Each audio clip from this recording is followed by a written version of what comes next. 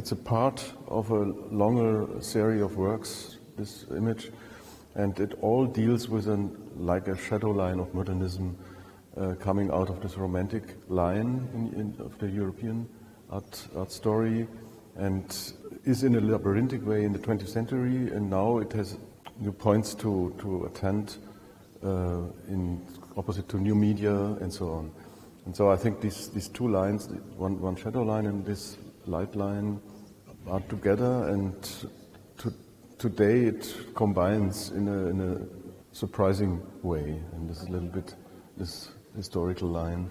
I think the European development is different from this what we know with pop art and so on, Anglo-Saxon development, and it's important to find this confused historical background of Europe.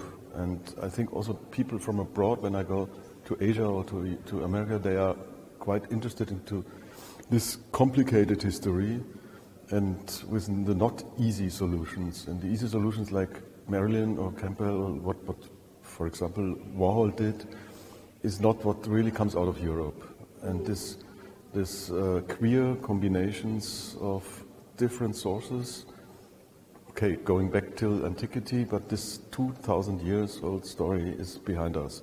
And this is one of the advantages of European standing point, and also one of the difficulties, because many people don't know exactly what really comes together and what is now our subject and what not. But I think this is the interesting point, and in my case, everybody sees from Arnold Böcklin through the Chirico in this realistic special ways. There are some combinations possible to a picture of today, or what we know of our time or believe to know. For one reason, very interesting to be here and to do a show like this here, but a little bit goes to the future, also what is possible in art now.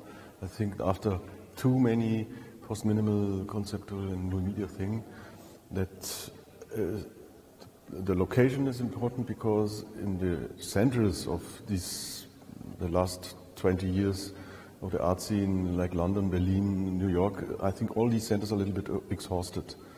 And I see at the moment that more than new ideas come from outside these centers.